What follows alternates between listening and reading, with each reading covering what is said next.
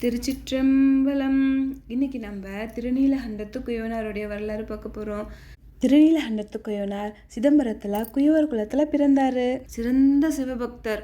தினம் காலையில் எழுந்திரிச்சு குளிச்சுட்டு நேராக கோயிலுக்கு போய் நடராஜ பெருமானை வணங்கிட்டு வந்து தான் அவரோட தொழிலே செய்வாராம். அவர் செய்கிற முதல் பொருளே திருவோடு தானாம். யாராவது சிவனடியாரை அவங்க வீட்டு பக்கம் வந்தாங்கன்னா இவர் போய் அவங்கள வரவேற்று கூட்டிகிட்டு வந்து அவங்கள நல்ல சாப்பாடு வச்சு போகும்போது திருவோடியும் இலவசமாக கொடுத்து அனுப்புறத வழக்கமாகவே வச்சிட்டு இருந்தாராம். இவருடைய இயற்பெயர் திருநீலகண்டத்து குயவனார் இல்லை. ஏன் திருநீலகண்டத்து குயவனார்னு பேர் வந்து தெரியுமா? பார்க்கடலை கடைஞ்ச போது நஞ்சு வந்ததுல, அந்த நஞ்சு உலக மக்களை ஒன்றும் செய்யக்கூடாது அப்படிங்கிறதுக்காக அந்த நஞ்சை சிவபெருமான் எடுத்து அப்படியே சாப்பிட்டாரு. வாயில் போட்ட உடனே பார்வதி தேவி பார்த்து என்ன பண்ணுறாங்க, இவருக்குள்ளே தானே உலக மக்களே இருக்காங்க, அவங்களுக்கு எதுவும் ஆயிட்டா என்ன பண்ணுறதுன்னு இந்த மக்களை காப்பாற்றுறதுக்காகத்தான் பார்வதி தேவி சிவபெருமானுடைய கழுத்தில் அப்படியே கை வச்சாங்க. அவங்க எந்த இடத்துல கை வச்சாங்களோ அந்த இடத்துல அப்படியே அந்த நஞ்சு அப்படியே தங்கிடுச்சு. சிவபெருமானுடைய அந்த கண்டத்தில் அந்த நஞ்சு தங்கியிருந்ததுனால சிவபெருமானுக்கு திருநீலகண்டம்னு பேர் வந்தது.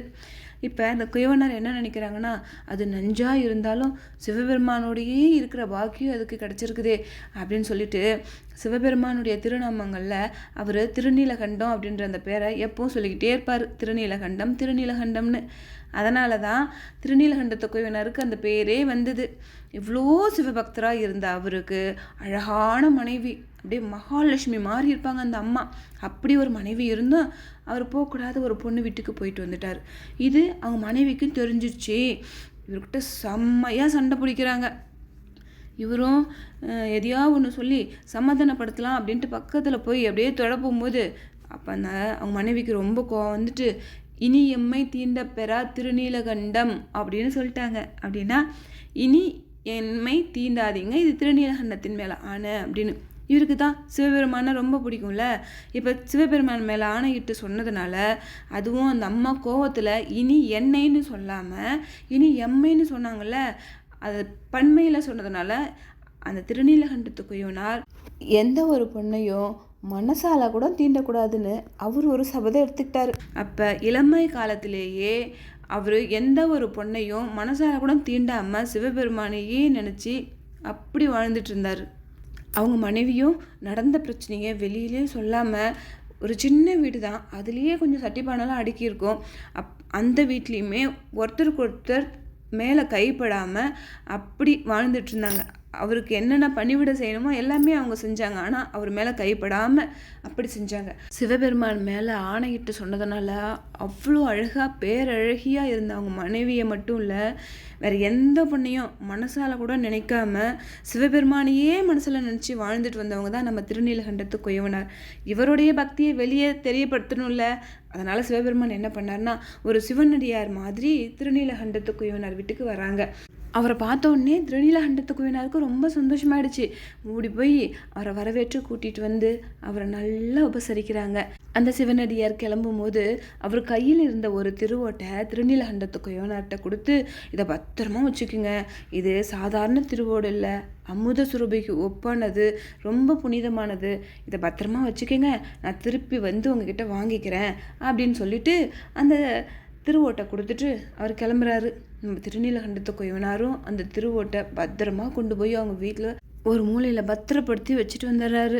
கொஞ்ச நாள் கழித்து சிவபெருமான் திருப்பியும் ஒரு சிவனடியார் மாதிரி அவருடைய உருவம் மாற்றிக்கிட்டு திருநீலகண்டத்து குயவனார் வீட்டுக்கு வராரு. சிவபெருமானுடைய கருணையினால் அந்த குயவனார் வச்சுருந்த திருவோடு மாயமாக மறைஞ்சு போச்சு. அப்போ திருநீலகண்டத்து குயவனார் அந்த சிவனடியாரை பார்த்தது ரொம்ப சந்தோஷப்பட்டு அவரை வரவேற்கிறாங்க. சிவனடியார், நான் சீக்கிரம் போகணும், நான் உங்ககிட்ட கொடுத்து வச்சுருந்தேன்ல திருவோடு, அது கொடுங்க, அது வாங்கிறதுக்கு தான் நான் வந்தேன் அப்படின்னு சொன்னாங்களா. சரி இருங்க ஒரு நிமிஷம், நான் சீக்கிரம் பத்திரமா எங்கள் வீட்டில் தான் வச்சுருக்கிறேன், தானே எடுத்துகிட்டு வந்துடுறேன், ஒரே ஒரு நிமிஷம் அப்படின்னு சொல்லிட்டு ஓடி போய் அந்த திருவோடு வச்சுருந்த அந்த இடத்த பார்க்குறாரு திருநீலகண்டத்து குயவனார். அங்கே திருவோட்டையே காணோம். ஒரே அதிர்ச்சி ஆயிடுச்சு அவருக்கு. இங்கே தானே வச்சுருந்தோம், எங்கேயோ காணுமே அப்படின்னு சொல்லிட்டு வீடு ஃபுல்லாக தேடுறாரு. அவங்க மனைவிட்டையும் கேட்டு பார்க்குறாங்க. அவங்களும் நான் பார்க்கவே இல்லை அப்படின்னு சொல்லிட்டாங்க. என்ன பதில் சொல்கிறது அடியா இருக்குது அப்படின்னு மனசு பதைக்க நின்றுட்டுருக்காரு. உடனே அடியார் வெளியில் இருந்தவங்க வந்து, நேராச்சு, சீக்கிரம் நான் போகணும், நீங்கள் சீக்கிரம் என் திருவோட்டை கொடுங்க, நான் போகிறேன் அப்படின்னு சொல்லி கேட்டாரா. என்ன பதில் சொல்கிறதுனே தெரியாமல் அப்படியே மனசுக்குள்ளார பக்குங்க திருநீலகண்டத்து கைவனார் அப்படியே நின்றுட்டுருக்காரா. என்னாச்சு, சீக்கிரம் கொடுங்க திருவோடு, நான் கிளம்புறேன் அப்படின்னு அந்த சிவனடியார் கேட்கும்போது அப்படியே தயங்கி ஐயா, நீங்கள் கொடுத்த திருவோட்டை நான் பத்திரமா தாங்க ஏதோ இந்த இடத்துல தான் வச்சுருந்தேன். இப்போ வந்து நான் பார்க்குறேன், அது காணோம், எங்கே போச்சுன்னே தெரியலங்க ஐயா, இது எப்படி உங்ககிட்ட சொல்கிறது அப்படின்னு தாங்க ஐயா நான் அப்படியே கொஞ்சம் நின்றுட்டுருக்குறேன் அப்படின்னு சொல்லும்போது சிவனடியார் அப்படியே கோவம் வந்த மாதிரி, என்ன சொல்கிறீங்க நீங்கள்? என்னுடைய திருவோட்டோடைய மகிமையை உங்ககிட்ட சொல்லிட்டு போனல, அதுதான் நான் பண்ண பெரிய தப்பு. நான் அதை சொன்னதுனால என் திருவோட்டை நீங்கள் திருடி வச்சுக்கிட்டு அது காணாத போச்சுன்னு பொய் வேற சொல்கிறீங்க அப்படின்னு சொன்னோடனே திருநீலகண்டத்து கைவனாருக்கு மனசு ரொம்ப கஷ்டமாக இருக்குது. ஐயா, நிஜமா நீங்கள் சொன்னதை நான் பத்திரப்படுத்தி தாங்க ஐயா வச்சேன், நான் திருடலை, என்னை நம்புங்க. அது எப்படி மாயமாக மறைஞ்சு போச்சுன்னே தெரியல, நான் என் வீடு ஃபுல்லாக தேடி பார்த்துட்டேன் அப்படின்னு எவ்வளோ சொல்கிறாங்க. அதுக்கு அந்த சிவனடியார், சரி நீ திருவோட்டை திருடல அப்படிங்கிறது உண்மைன்னா நீ உன் குழந்தைய கூட்டிகிட்டு நேராக திருக்குளத்துக்கு போய் அந்த குளத்தில் மூழ்கி எந்திரிச்சு பையன் கையில் சத்தியம் பண்ணி சொல்லு, இந்த திருவோட்டை நான் திருடலைன்னு அப்படின்னு சொல்லி கேட்குறாங்களா. ஐயா, எனக்கு குழந்தை இல்லைங்க ஐயா அப்படின்னு திருநீலகண்டத்து கைவனார் சொல்கிறாங்க. அதுக்கு அந்த சிவனடியார், சரி குழந்தை இல்லைன்னா என்ன, உன் மனைவியை கூட்டிகிட்டு போய் அந்த திருக்குளத்தில் மூழ்கி மனைவியோட கையில் சத்தியம் பண்ணி சொல்லு, நான் அந்த திருவோட்டை திருடலைன்னு அப்படின்னு சொல்கிறாங்க. அதுக்கு திருநீலகண்டத்து கைவனார், ஐயா, நானும் என் மனைவியும் ஒரு சபதம் செஞ்சிட்டோம், அதனால் நான் வந்து என் மனைவியோட கையை தொடமாட்டேங்க ஐயா அப்படின்னு சொன்னது தான். சிவனடியாருக்கு ரொம்ப கோவம் வந்துருச்சு. யாராவது மனைவியோட கையை தொடாமல் இருப்பாங்களா? இதுலேருந்தே தெரியுது நீ வந்து பொய் சொல்கிற அப்படின்னு. நான் நேராக தில்லைவாழ் அந்தனர் சபைக்கு போய் அங்கே போய் நான் நியாயத்தை சொல்லி நான் எப்படி திருவோட்டை வர வைக்கணுமோ அப்படி வர வச்சுக்கிறேன், நீ திருடிக்கிட்டு பொய்யா சொல்கிற அப்படின்னு சொல்லிட்டு என் திருவோட்டை எப்படி வாங்கணும்னு எனக்கு தெரியும் அப்படின்னு சொல்லி அங்கேருந்து கிளம்பி நேராக தில்லைவாழ் அந்தனர் சபைக்கு வந்து அங்கே எல்லாத்துக்கிட்டேயும் நடந்ததை சொல்கிறாங்க. திருநீலகண்டத்து கைவனாரும் மனசு கஷ்டத்தோட அந்த அடியார் பின்னாடியே வந்து இப்போ தில்லைவாழ் அந்தனர் சபையில் நின்றுட்டுருக்காங்க. அப்போ தில்லைவாழ் அந்தனர்கள் எல்லாம் இப்போ வந்து கேட்குறாங்க திருநீலகண்டத்து கைவனார்கிட்ட, இவர் சொல்கிறதெல்லாம் உண்மையா, அவர் திருவோடு கொடுத்தது உங்கள்கிட்ட உண்மையா அப்படின்னு கேட்குறாங்களா. அதுக்கு திருநீலகண்டத்து கைவனாரும், ஆமாங்க, அது விலை மதிப்பில்லாத ஒரு பொக்கிஷன்னு சொல்லி தான் என்கிட்ட கொடுத்தாரு, அதனால் நான் பத்திரமா தான் வச்சுருந்தேன். இப்போ அவர் கேட்கும்போது போய் பார்க்குறேன், அது வச்ச இடத்துல அது காணோம், எங்கே போச்சுன்னே தெரியல அப்படின்னு சொல்லி சொல்கிறாரு. அப்போ தில்லைவாழ் அந்தணர்கள் எல்லாம், சரி அது உண்மையாலுமே அது காணாத தான் போச்சு அப்படின்னா அவர் கேட்குற மாதிரி உன் மனைவியை கூட்டிகிட்டு வந்து இந்த கோவில் குளத்தில் மூழ்கி எந்திரிச்சு உங்கள் மனைவி கையை பிடிச்சி சத்தியம் பண்ணுங்க, இதுதான் தீர்ப்புன்னு சொல்லிட்டாங்க. திருநீலகண்டத்து கைவனாரும், சரி இந்த தீர்ப்புக்கு பொருந்துகிற வகையில் நம்ம சத்தியம் பண்ணி கொடுக்கணும் அப்படின்னு சொல்லிட்டு நேராக வீட்டுக்கு போய் அவங்க மனைவியை கூட்டிக்கிட்டு கோவில் குளத்துக்கு வந்து தனித்தனியாக இறங்கி கோவில் குளத்தில் முக்கி எந்திரிச்சு சத்தியம் பண்ணலான்ட்டு இறங்கும்போது அப்போ அந்த சிவனடியார் என்ன சொல்கிறாங்க, 2 பேரும் தனித்தனியாக இறங்கக்கூடாது, ஒருத்தரோட ஒருத்தர் கை பிடிச்சிட்டு இறங்குங்க அப்படின்னு சொன்னாங்க. இதை கேட்ட உடனே என்ன பண்ணுறதுன்னே திருநீலகண்டத்து கைவனாருக்கு.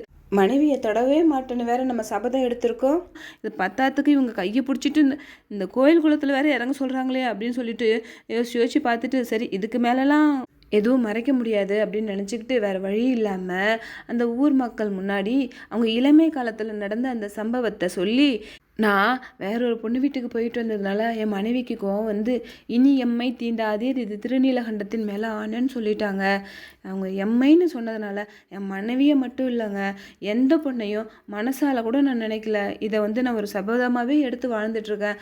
அப்படி இருக்கும்போது இப்போ எப்படி என் மனைவியோட கையை பிடிச்சிட்டு போய் இந்த குளத்தில் நான் முழுக முடியும் அப்படின்னு சொல்கிறாரு. அப்போ தான் எல்லாத்துக்கும் தெரியுது, இப்படி கூட ஒருத்தவங்க இருப்பாங்களா, அவ்வளோ அழகான மனைவியை பக்கத்தில் வச்சுக்கிட்டு அவங்கள தீண்டாமலே வாழ்ந்துருக்குறாங்களே, என்ன ஒரு சிவபக்தி இவருக்கு, சிவபெருமான் மேலே சொன்ன அந்த ஒரு சத்தியத்தினால இவர் வாழ்க்கை ஃபுல்லாகவே எந்த புண்ணியம் மனசால கூட நினைக்காம வாழ்ந்துருக்காரா, இப்படியெல்லாம் வாழ முடியுமா அப்படின்னு பேசிக்கிறாங்க. அப்போ அந்த சிவனடியார், சரி உன் மனைவியோட கையை வேணால் பிடிக்க வேணாம், இந்த குச்சியை தூக்கி போடுறேன், இந்த குச்சியில் இந்த நுனியில் நீயும் அந்தாண்டு நுனியில் உன் மனைவியும் பிடிச்சிக்கிட்டு 3 முறை முக்கி எந்திரிச்சு சத்தியம் பண்ணி கொடு அப்படின்னு சொல்கிறாங்க. இது வேணால் செய்கிறேன் அப்படின்னு சொல்லிட்டு திருநீலகண்டத்து கைவனார் அவர் போட்ட அந்த குச்சியை எடுத்து இந்தாண்ட நுனியில் இவரும் அந்தாண்ட குச்சியோட நுனியை அவங்க மனைவியும் பிடிச்சிக்கிட்டு கோயில் குளத்தில் இறங்கி 3 முறை முக்கி எந்திரிக்கிறாங்க. அப்படியே அவங்க முதுமை மறைஞ்சு எளிமையாயிட்டாங்க. இதை பார்த்து அங்கே இருந்தவங்க எல்லாரும் என்ன அதிசயம், இப்படிலாம் கூட நடக்குமா அப்படின்னு அப்படியே ஆச்சரியமாக பார்க்கும்போது அங்கே அந்த சிவனடியார் அங்கே காணும்.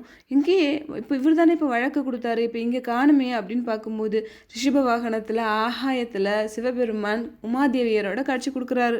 இதை பார்த்து ரொம்ப சந்தோஷப்பட்ட திருநீலகண்டத்து குயவனாரும் அவங்க மனைவியும் இறைவனை வணங்கும் போது சிவபெருமான் இந்த இளமை என்றும் நீங்காமல் எப்பவும் நீங்கள் என் கூடயே வந்து இருங்க அப்படின்னு சொல்கிறாரு. திருநீலகண்டத்து குயவரும் அவங்க மனைவியும் அப்படியே இளமையோடையே தை மாதம் விசாக நட்சத்திரத்து அன்னைக்கு சிவலோகம் போய் அங்கே பேரின்ப பெருவாழ்வு வாழ்ந்தாங்க. தை மாதம் விசாக நட்சத்திரத்து அன்னைக்கு தான் திருநீலகண்டத்து குயவனாருக்கு குரு பூஜை. திருநீலகண்டத்து குயவனாருடைய வரலாறுலேருந்து நம்ம என்ன தெரிஞ்சுக்கணும், பக்தியில் வைராக்கியம் ரொம்ப முக்கியம் அப்படின்னு. இப்போ வைராக்கியம் அப்படின்னா இந்த பாட்டு நான் தொடர்ந்து இத்தனை நாள் பாராயணம் பண்ணுவேன் அப்படின்னு ஆரம்பிப்போம். இடையில ஏதாவது ஒரு வேலை ஏதாவது ஒரு சோதனை வந்தால் அன்றைக்கி விட்டுட்டு நாளைக்கு பாடிக்கலாம், இன்றைக்கி ஒரு நாள் தானே அப்படின்னு மனசு மாறும். இன்றைக்கி நம்ம இந்த செயலை நம்ம செஞ்சே ஆகணும், இன்றைக்கி இப்படி பூஜை பண்ணியே ஆகணும் அப்படின்னு நம்ம நினச்சி ஆரம்பித்த வேலையை முடிக்க முடியாமல் போயிடுது. அது மாதிரி இல்லாமல் எவ்வளோ சோதனை எவ்வளோ பிரச்சனை எவ்வளோ இடர்கள் வந்தாலும் ஒரு வைராக்கியத்தோட நினச்சி அந்த செயலை செஞ்சு முடிக்கணும். அப்படி நம்ம செஞ்சு முடிச்சோன்னா கண்டிப்பாக இறைவனோட அருள் நமக்கும் கிடைக்கும். இதைத்தான் திருநீலகண்டத்து குயவனார் வரலாறின் மூலயமா நம்ம தெரிஞ்சுக்கிறோம். திருச்சிற்றம்பலம். இந்த வீடியோ உங்களுக்கு பிடிச்சிருந்தா லைக் பண்ணுங்கள், ஷேர் பண்ணுங்கள், மறக்காமல் இந்த சேனலையும் சப்ஸ்கிரைப் பண்ணுங்கள். இந்த வீடியோ பார்த்ததுக்கு ரொம்ப நன்றி.